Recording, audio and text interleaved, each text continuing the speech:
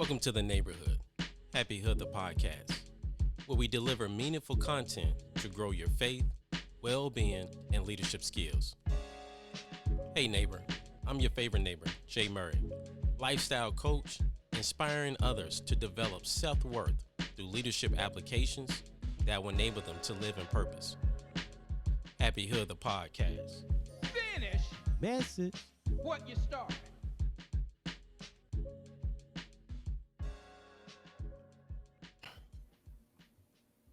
Welcome back to the neighborhood family. Welcome back to another edition of Happy Hood the podcast. I am your favorite neighbor, Jay Murray, and today's guest is a very energetic enthusiast who loves to invest in herself. She's a big component of self-education, self-development. As part of her growth, she is part of the Toastmaster organization, and as an active member and president of the club, in which she wished to become a distinguished speaker and dynamic leader. Please welcome to the neighborhood, Miss Urmi Hossain. Hossain. I hope I said that correctly. Can you pronounce your name for us so we can make sure that's on everyone knows it? It's Urmi Hossain. Urmi Hossain. Okay. Yes, Welcome to the neighborhood. How you doing today? I'm doing good. And you? I'm doing great. I'm doing great for a Friday. As I was just telling you, kind of finishing up some things and another podcast interview. So I'm really grateful that you decide to join us on this podcast interview and really talk to us about becoming an effective speaker. You know, being a public speaker. When you think about leadership and when you think about like far as effective leadership, you know, selling or really articulating a compelling vision is always key, you know, Mm-hmm. and really speaking to individuals and knowing your audience is always one of those key things there. So I guess kind of start with tell us a little bit how you got into public speaking. What was some of the things that drew you to that? Yes. So for me, it started back in 2015, actually. And I joined the Toastmaster Club when I was still a student. So I Okay. joined this club and I was like, you know what? I need something on my resume. I need some extracurriculum activities. And then I was like, okay, fine. There is this thing. And I was like, I don't like doing public speaking. And then I was part of this organization within the university where I had to speak in front of a classroom. So I was like, okay, let me go and join this Toastmaster Club. So I joined it and I was part of it for like 8 months. And then I remember like I would just be for the sake of like showing up and be present, but I would never like do that many speeches and I never felt like I was learning from it. Then I graduated and then I watched this speech of Meghan Markle on TV and I was like, you Mhm. know what? I want to become like her. I was very inspired. I was very much inspired by her speech. And I was like, okay, let me just go back to Toastmaster. Let me have it there because this is something I want to pursue. So in 2019, I actually joined the Toastmaster club that we have in my city, Montreal. I joined this club. I remember giving the call to the VP of membership back then and be like, okay, I want to like come and like see how you guys do the meetings. So I Mhm. show up and right from the first meeting, they made me talk twice. Okay, so so I remember they were like, okay, stand up and present yourself and say why you're here. And I was like, oh my gosh. And so I presenting myself, I told them why I was there. And then they called me again to do like an impromptu speech. And I was like, really? Like, what? Why? And so they made me do this impromptu speech. And I was like, oh shit, I don't know what I'm saying. And so it was like not organized. And they were like, yeah, well done. You answered the question really well. I was like, really? I don't think I did so much of a good job. And then I Mhm. was like, I made myself like I really made myself like a fool. I was like literally a fool when I was talking in that moment. Yeah. And then I was like, okay, I'm never coming back to this place. But then the next time I kept thinking about this speech of Meghan Markle, and I was like, you know what? I have a goal. I want to be like Meghan Markle. I want to give a TED Talk eventually. So let me just go back one more time. So I Mhm. went back the second time. Again, the second time they asked me like, why are you here? They made me do an impromptu speech, and I was like, oh my gosh. But you know what? Mhm. I went twice but I went the third time. I went the fourth time until I decided to become a member. And Mm. it's been 4 years that I'm part of this club. Wow. I joined as a member, and then I don't know what they saw in me, but they saw something like they saw a leadership skill in me. So they needed the VP of education, and they were like, you know what, I think you might be a good fit. So I become the VP of education. I did that role for two years, and it enhanced my leadership skills. And I Mhm. remember getting compliment, being told like, oh, you're one of the best VP of leadership, VP of education that we have had. Especially this was coming from someone who has been part of the Toastmaster for 20 years. So I was like, you know what? Oh wow. If you say that, I believe you. And Hmm. so I I was the VP of education for 2 years, and then every year basically we changed the role. So they needed Hmm. a president. I had to give away this role of VP of education, which I really really enjoyed. And then they were like, okay, we need a president. So then I switched into the role of president. So now I've been president for 2 years already. So I do like a little bit of like oversight, making sure that we have guests, our meetings are organized smoothly, encourage people to do speeches, and so it has been really fulfilling because I feel like Toastmasters, it's like you're part of a community and you have people sharing your same goal, which is Yeah. improving their public speaking skills, becoming effective communicators, becoming better leaders, and you work on other skills as well that I think people are not aware of, because we think about Toastmaster and we just associate it with one word, which is public speaking. But honestly, I worked on my leadership skills because I was the VP of education, I'm the president. I worked also on time management and organizational skills. We have a role which is called grammarian, so you're also enriching your vocabulary and have people correcting your grammar when you're speaking. So and you work on these things that you're not aware of.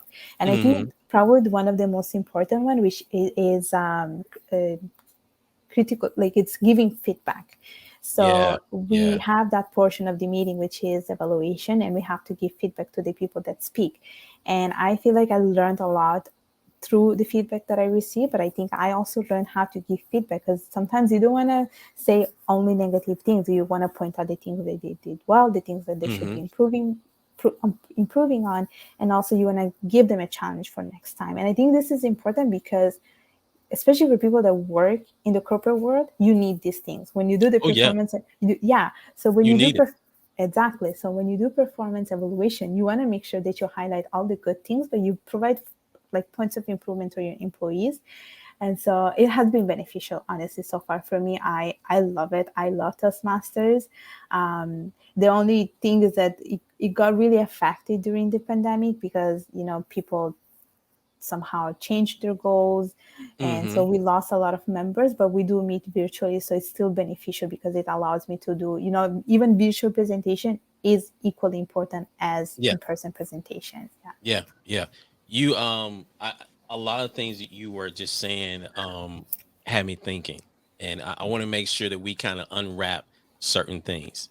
One about feedback, and Mhm. about two about some of the leadership skills that you were able to develop.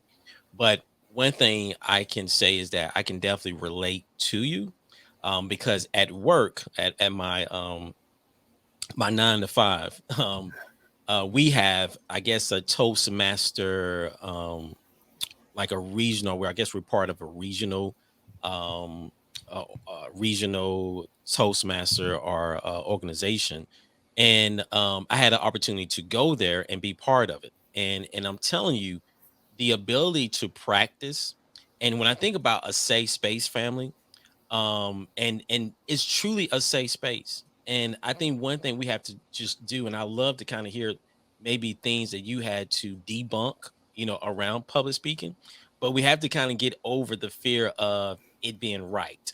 You know what I'm saying? That it has to sound right, or it has to be this. Because one thing that I enjoyed is just the opportunity just to talk and to articulate, but then also having the opportunity for someone to give you feedback. And sometimes that can feel very like, oh shoot, what did I just do? Like, it was it bad? Because sometimes when we talk, we may feel like, oh, that didn't come out right, you know, or that didn't land right. So I think definitely, Toastmaster family, if you're looking for opportunities to really improve in public speaking, and articulating, and conveying your message, it definitely helps you out in that way. But I think one of the biggest opportunities are just the benefits that maybe you not like the indirect benefits from it. When I think about it, is the feedback, Hmm. is having a understanding how to give feedback and just how to take feedback and receive feedback, right? So I would love to know, just from your perspective, what certain things that you had to overcome. Even things you had to kind of debunk the myths that are the insecurities that we kind of put in our head around public speaking. To be honest, one of the biggest one was the actual fear of public speaking. I think it's Yeah. a common fear that everyone shares, and I like this one is not a myth. I think it's an actual thing, to be honest, because Yeah. I remember feeling it. I felt it so many times. I was like, oh my gosh, I'm going to die after this. I remember telling this to myself. I was like, oh crap, it's my last day. I don't think I'm going back to the office after this. I would tell this to myself. But you know what? Now I don't tell this to myself anymore. I'm like, you know what? I cannot wait for the meeting. I cannot wait to be Mm, there and speak in front of people. changing your So mindset. Yeah. yes, I completely changed my mindset about that. So I was very very happy that now I don't want to say I don't fear public speaking, but it's less of a fear. I think I like almost overcome this fear because I'm like, it's like you said, I see these people, this is like sort of my family, and it's a safe environment for everyone to go there and speak. No one is, it's non-judgmental Yeah. place. uh, Yeah, that's the Totally. one thing that people are not aware of, is that non-judgmental place. No one is there to like say something against you.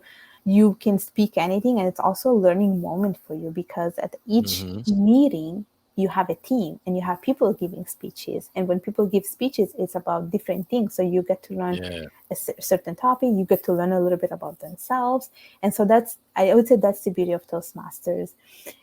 Now, in terms of meat, I cannot really think of one in particular right now that Hmm. comes to my mind. I mean, yeah, I'm not sure if there is one around public Okay. speaking.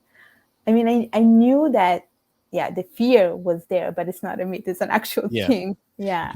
The one thing I discovered, because to your point, I think everyone has some type of reservation around public speaking. And we have different ones. Some of us may feel imposter syndrome. Others may feel like, oh, like myself, I at times, if I'm very excited, my speech impediment comes out. you know so different things like that, where my insecurities starts to show. But one thing that I discovered, and I really begin to practice, this is recognizing uh that feeling. And maybe it's excitement, well, anxiety that kind of builds up, or anxiety that I would feel when I had to kind of deliver a presentation, or if I'm talking to some senior executives, and I would feel that, right? And then someone told me, and again, I don't know the exact medical terminology for it, but they said in a study that many times when we're feeling excitement, our body responds the same way when we feel excitement. So your body may not really, you may call it anxiety, but your body is responding the same way as if you was excited. So excitement, anxiety, as your body responds, it responds in the same way, you know. Hmm. So when I thought about it, and more is like, well, maybe I'm not just anxiety, where I'm excited to do it. And I started saying, you know what? When I feel like the stuff in my stomach, and I was like, oh, my heart is start beating. It's like, you know what? I'm just excited. There's nothing to worry about. All I have to do is be myself.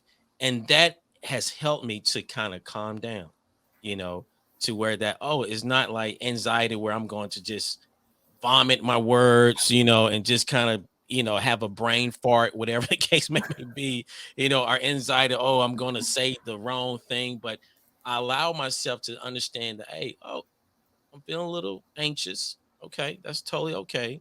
I'm a little excited. It's nothing to worry about, or nothing to kind of put myself in this type of box. And that right there of a knowledge in it has helped me tremendously.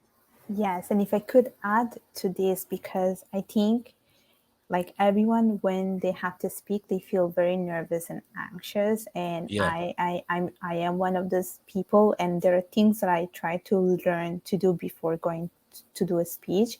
And I don't know if you're familiar with this, but it's called doing the power pose. Okay. And it's an actual thing. There are studies behind of this. Like, do you have in mind Wonder Woman and how she poses, like her Oh yeah, like physical, the like this? That's exactly what's a power pose. And I remember okay. like reading about this because this was something that was taught to me when I was a mentor in my university, because we also had to give speeches. And what the person who was giving the workshop was like, there are some exercises that you can do before giving a speech that helps you to Mhm. be a bit more relaxed. And one of them was doing the power pose. And so they say that you do your power pose for like a couple of seconds, every morning. They usually say to do it in the morning. It's supposed to like calm you down. It's supposed to give you a little bit of confidence, and it's supposed to be help you to relax your nerves and be able to give a speech. They also suggest doing this even when you're doing an interview, let's say for a job. We tend to be nervous, and they Yeah, say like do totally. the power pose, and I've been doing it like pretty often, so I don't know, it works for me. There are studies, so I do believe in it. That's good. That's good. I'm doing a power pose as of Yes. now. You know, Yes. that's really unique. Like, is there? I'm curious now. Like, what other practice can we do, to help us to overcome, certain fears or anxiety or Okay. just feeling anxious? So I think sometimes we also feel very nervous because of the fear, but I think sometimes the reason we fear it's also because we probably haven't practiced enough, we're not prepared Mm, enough. So they, mm, especially like when you're giving a speech, you want to make sure that you know your material inside out and that you mhm. practice. One thing that I do suggest doing, like suggest people, is that when you're practicing, try to like record yourself and then be your worst critique and see Yeah. what went wrong and give feedback to yourself after watching your video. That's very, very important. So practicing, making sure that you know your material inside out, that's very, very important. And also, do not memorize. I think people often do this mistake of memorizing a speech. I did it myself too. And then we sound like machine with no emotions when we're speaking. But I think the biggest mistake is that when you sound like that, then people are not able to relate to you. They're Yeah. not able to understand where you're coming from. They don't see your emotions. You want them to like show empathy towards your speech. And so it's important that you sound very natural and spontaneous. So this is the thing I always tell myself, and this is based on the feedback that I got, is that try to sound as natural as possible as you're talking to a friend, even though I know you're talking to an audience. But it's important that you are talking as you're like speaking to a friend, so that you're feeling at ease with yourself. And then, Hmm. of course, breathing exercises, that's so important, like breathe in, breathe out, and Yeah. also what you eat, because Mm. that's very important, making sure that you got your fruits and vegetables, drink a lot of water, no Mhm. caffeine, as much as we love our coffee. And so So those we are won't like be like little, yeah, exactly. Those are little things that are very, very important. But I think like doing exercises like these, I've seen it. I've seen it. Like you put your arms up. your arms up. Okay. Yes, they help. They help to release the stress. Yes. And I guess the body, I mean, not the body, but your air is flowing a little bit better, like kind of taking in and exhaling out. So, family, Yes. when you feeling nervous, one technique you can do is just put your arms up, just straight up as if you like touching the sky.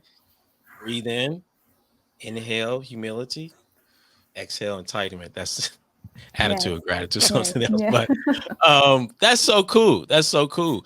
Um, you talked about like some leadership um skills and things that has helped to build your leadership character.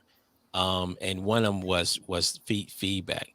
Talk to us a little bit about how public speaking, has helped you really demonstrate a type of leadership within either the workplace or just within your life in general. Mm-hmm. I would say definitely public speaking has empowered me a lot as a person. I think it gave me a little bit of more confidence that I wasn't aware of having. And I think one way that it helped me a lot is being able to do this to do these podcast interviews with people, because often what happens is a skill that they teach you in Toastmaster is practicing your impromptu speeches. So they just ask you a random question, you want to be able to answer this, and you want to make sure that you give a proper answer. And so they teach you like all these techniques. And I think that because I learned how to handle, it's basically, the session is called the table topic session, and basically like you practice your impromptu speeches. And because I did a lot of impromptu speeches, I feel like I've been able to like handle impromptu questions during podcast interviews. So that has been one way that I feel like public speaking has helped me a lot. Then when we think about public speaking, it's we also think about communication skills. And I think communication, it's a two-way street. It's Yeah. not just about you saying something, you spreading a message, but you listening to the other person. And so I worked in like I work in a corporate in the corporate in the corporate world, and I used to work in another company where I used to be like the team lead. So I did have a team of people around me. And I Mm-hmm. think, yes, I'm there to communicate, but I'm there also to listen to them. And I think often Mm-hmm. what we don't do is that we're not listening to the person. And I think one Yeah. advice that I could give is seek first to understand, then to be understood. And I think that's an important Mm-hmm. part of like active listening communication skills that we often don't think about. So that's very, very important. And so that has helped me a lot in my workplace. And I think Mm-hmm. public speaking has helped me also to brand my own personal brand, Mm-hmm. because for the first time 2 weeks ago, I was part of like this virtual event, and I was part of the of a panel of other women that work in the financial industry, and Mm-hmm. we had to answer questions from young women that want to work in finance or who want to study finance. And it was my first time that I was actually speaking to a group of women. It was virtually. I didn't know them. And so it was my first time being out there. So it helped a lot to be my personal brand, because then what happened after is that someone from this university where we were presenting to contacted me, and she was like, "Oh, can you do an interview for our university where you talk about Oh, finance or wow. risk Wow. management?" I was like, "Yeah, yeah, yeah, I'm done for this." And then she said, "It's gonna go to the website of the university." I was like, "Yeah, let's do it." So it helped me also to like get myself out there. And then I would say lastly, the other thing is that every videos or interviews that I'm part of, they get posted on my LinkedIn. And because I have all my and like I have all the people I work with, they see it. And they see Mm-hmm. it, and they see a transformation in me. They see that, you were that kind of person who would never show up in front of a camera. I did not have any social media. I was not anywhere on social media, but now really out there. And so they see this transformation, this evolution of the person that I become, which is, bold, empowered, confident, and they can see that I'm like really out there. So everyone like sees all my videos, and then they message me like, "Oh my gosh, I saw your interviews there." I was like, "Yeah, yeah, yeah, yeah, yeah, that's me." And so it really gave me a lot of confidence, to the point that I opened my own Yeah. YouTube channel, and I interview people, I do videos. So yeah, it's fun. It has been really fun and like rewarding at the same time. Yeah. That's so cool. It's amazing. Um, especially around when you think about leadership. And when I think about leadership, I think about it as not as a title, but as a Hmm. choice, you Hmm. know. And one thing about leadership, the ability to learn about yourself. And when you put yourself into circumstance or situations that gives you the ability to stretch. But when you think about of Toastmaster, the ability to stretch in a safe environment where you're not going to feel judged, where it's not going to be judgmental. You're not going to be, oh, you didn't get it. Now you're going to have a demotion, or anything thing like that. But finding these opportunities, whether it's Toastmasters, whether it's with this organization, or whether it's with something else that you volunteer, that can really help you to stretch, because a lot of times it's in you, it's part of your potential, but it hasn't been tapped into, you know. And I think as leaders, we have to not only lead others, but we have to lead ourselves. And a great way of leading ourselves is putting ourselves in situations that's going to stretch us, that's going to challenge us, that's going to help us to really build our self, our confidence, you know, allow us to be more well-rounded. Mhm. So it's so great to hear how this has really helped you and really have shaped you. And if you think about your confidence and all the different things that it has allowed you to do, it's really good. It's really, really, really great. Um, One thing that you mentioned and with Toastmaster and just what you have learned is around presentation Mhm. and how to present and different visuals and how to add visuals in. Talk to us a little bit about maybe best practices that you have been able to incorporate or you have learned and now you're able to incorporate it with how you present. Yes. So I think when we think of visual aids, we think about PowerPoint presentation, but there is more to that. There is like handouts, there is a whiteboard. So there is more to that. And I think often we, like, let's say with PowerPoint presentation, we often think that PowerPoint presentation are supposed to replace our presentation, but honestly, they are more there to complement and emphasize whatever we want to say. And Yeah. so we usually use PowerPoint presentation to so one, it's to add credibility, two, to emphasize some key points, and three, to make it easier for the audience to understand your speech flow, what you're trying to convey. And when it comes to like PowerPoint presentation, especially, I think one thing that you want to make sure is that you are able to give a presentation even without the PowerPoint presentation, Yeah. if there are some technical difficulties, because it did happen. So you always want to make sure that yes, it's a plus, but it's a substitution of whatever I'm supposed to be saying. It's there to like support my message. It's supposed to like help my audience to understand the content.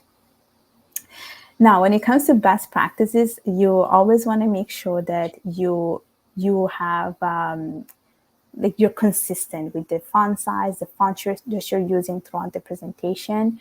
If you have several points, the best practice is that you have 1 point per slide rather than having everything compressed in one one slide, because that's too much information. Make sure Hmm. to keep it clear and simple. Do not add too much information. Like, do not add long sentences. Just have the key information there. Make sure that when it comes to color, do not use like red or green, because I think those are really hard to see. And make sure the background is natural. So these are some of the things that I would say these are the best practices, because I have seen situation where some PowerPoint presentation really made no sense. Like, we had any kinds of size, any kind of font, any kind of like color. Like, it's like not nice to see, and then people like lose focus, especially your audience. You don't want them to get bored as they're listening to you. So they're Hmm. usually these visual aids are there to support and like emphasize your key concept, and they're not there to replace your speech. That's it. Yeah. Yeah. Totally, totally good. Some really great information. Really, really great information. When you think about like presenting and presentation and really conveying your message to your audience. I know one thing that I'm learning and really looking to incorporate is storytelling, and using storytelling as a tactic to convey a message. What certain things, I'm curious to know, has that been something that has been part of your learning experience around storytelling, and what maybe some certain best practices that you can share about that? Yes, storytelling has been, you know what, I think is the easiest thing that you can do is add a story to a speech. And if you Hmm. make it personal, it's even easier. Like, your speech is done as soon as you share a story. And this is something that I learned a lot through Toastmaster. Every time they would tell us, like, add a story, because I think stories are relatable. People Yeah. can resonate to the story. If I share something that maybe happened to you, you can relate to me. And so Hmm. they always say to incorporate a story into your speeches. And I remember there were times where I was like, I didn't do much research on my content. So what I would do is I would come up with a story, and that's what I had my 6 minutes speech, and I just had to share my story and it just comes easy because it's something that happened to you, and Yeah. people like to hear stories. We all like to read stories. We all like to listen to stories. So stories are very easy to incorporate, and this is something that every public speaking coach talks about. They're like, incorporate a story, have it at the beginning or have it like in the body of your speech, but make sure there is a story, because this is what captures the audience attention. Hmm. Another thing that I think story is very useful is when it comes to like adding a joke, or like making or adding humor into your speech, because Yeah. I think being funny, it's hard. I think people come with this perception that, what, I think I have to be like a clown to be funny. You know what I mean? But it doesn't have to be like that. And one trick that I learned, that if you want to add humor to your speech, just share a funny story that happened to you. And that's so easy. You can just Hmm. think about something funny, just share it, and then you'll see the reaction from these people. Because like I Totally. remember I remember it happened to me a couple of days ago. I was telling this story to my coworker. So basically, I work in a French environment, and I work as an associate. So Hmm. what happened is, like, associate, we say a certain way in French, which is adjoint, and which this word, it rhymes with another word, which is conjoint, which means that you're the spouse of someone. Okay. And I had a client calling me, and they were like, "Who are you?" And instead of saying I'm the adjoint, meaning I'm the associate, I kept saying I'm the conjoint of this person, which meant that I was the spouse of the person I work with. And so I Oh. kept saying this, and then I told this to my friend. I was like, "This is what I kept saying," because I was not connecting. Like I think I was not thinking. I kept saying this. I kept telling this person that I'm the spouse of this person, because Uh, the two words in French, they rhyme, so they sound the same. And so, and then I was like, you know what, this could be a great funny story. So this was just to show that this could be a great funny story. So that's how like stories are like so important, because you can share a funny story yeah. and you added the humor there. So Hmm. Totally. Totally. That's it's I about to say it's funny, but it truly is funny when you think about it, because it is truly a method to humanize the whole experience, right? hmm And and just thinking about it, I'm learning how to incorporate storytelling, you know, hmm in what I'm doing, because when you think about connecting, when you think yes. about how ability to not necessarily demonstrate empathy, but allow others to feel the story, feel the connection, have empathy for you. It does a great way, and it can really, when we think about the human element, it brings hmm out the human element in the story. It truly does. So that's really great. Now, one thing that you mentioned, as far as like you are very energetic about investing in yourself. And I'm curious to just kind of, when you think about individuals and the listeners out there, someone that maybe are looking to invest in themselves, or really haven't even thought about it in that way, because so many times as leaders, we really pour into others. We hmm really have a way of just pouring into others and forgetting about ourselves. So, talk to us, or maybe if it's one or two things when you think about the methods or different ways that you can invest in yourself. Okay, I do think there are plenty ways that you can invest in yourself. Like, I think often we think about when investing in yourself, it's when you're taking a course, but it doesn't necessarily have to that. Yeah. So, for instance, like there's many ways that I have invested in myself. So first one is the Toastmaster Club, where I work on my public speaking skills. Mm-hmm. Another way is reading books. You learn so much from books that you do not realize. And I think it's important that we invest our time like reading stuff, Mm-hmm. whether it's through a blog, whether it's by buying books. Another way that I have invested in myself is I took some gym courses, but I didn't take any random gym courses. I actually did Muay Thai boxing. Ooh. And yes, that was my biggest investment actually. And it wasn't cheap. I'm saying it here. It wasn't cheap, but it was worth the time because Mm-hmm. it just helped me to like release my stress, build the Yeah. confidence that I needed to.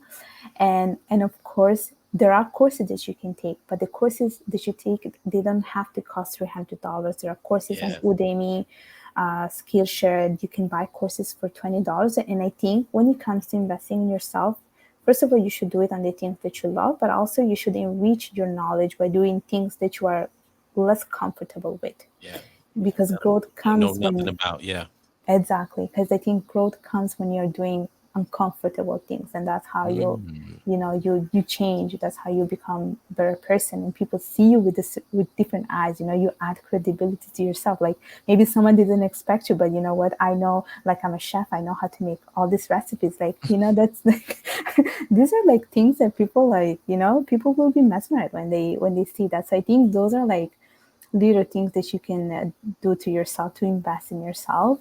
um, and also having a mentor, I think it's also investing in yourself. And Yeah. I think Oh, this is something that we have it at Toastmaster, people are not aware of, but you can have a mentor at Toastmasters and you can learn a lot from people that are much more experienced than you. You can have mm-hmm. a mentor in your workplace. You can be a mentor yourself by joining organizations. And I think another way to invest in yourself is when you're part of a community. So I do a lot of Mm-hmm. volunteering activities, and it makes me feel really good because I'm helping Yeah. others and I'm giving my time to like support causes. And a lot of the things that I do are related to women's empowerment, and I am a mentor. So I did join places where I am mentoring like young women that they want to work in finance. This is something that I really really enjoy, and I am Yeah. investing in myself because I'm learning about them and they're learning about me, and it goes back to the same thing that it's a two-way street at the end. Like it's never one way, it's a win-win situation for True. both of you. So these are some of the things that I think are probably the best way you can invest in yourself. Great. That's so good. That's so much knowledge right there around doing things. I love how you said, because one of my coworkers just tell me like, if it doesn't challenge you, it's not going to change you. Mm-hmm. And to your Mm-hmm. point, if it's not challenging, like our growth comes through challenges. You know, Mm-hmm. so Mm-hmm. it's truly true. It's true what you say. So last question here. How would you define leadership? That's such a tough question. That's such a tough question. Actually, you know what? You put me on the spot, I must say. um, Okay. Okay. how would I define leadership? If I have to say one Hmm. word, it's probably gonna be, you know what? The one word that comes to my mind right now, actually, there are two that comes to my mind right now. One is Hmm. charisma, and the other is being dynamic. I love that. I love that, and I can see why that would resonate with you. Mm-hmm. With how you have been able to build your confidence and build your own charisma. So that's truly, truly great. How can people get in contact with you? What's your social media handles? Or Yes. just different ways people can get in contact with you. Yes. So I have a YouTube channel. It's called Urmi Hossain. I Okay. have a people can connect with me on LinkedIn as well. It's called Urmi Hossain. I have my blog. It's called myways.ca. And I also have self-published a book. It's called Discovering Your Identity, a Rebirth from an Interracial Struggle. Ooh, and we didn't even get a chance to talk about that. I may have to bring you back on. That's so Sounds good. cool. I'm happy Totally. to be back. Totally good. Well, hey, I want to thank you for joining us here in the neighborhood here on Happy Hood the podcast. You provided just a lot of nuggets to really all around investing into ourselves. As leaders is so important. So thank you so much for joining us. Family, thank you for joining us as well. And, just want to let you know that you were created for greatness. But no matter what life may bring you, always love God, love yourself, love your neighbor. I'm your favorite neighbor, Jay Murray. The next time, be blessed. I should do the Wonder Woman thing.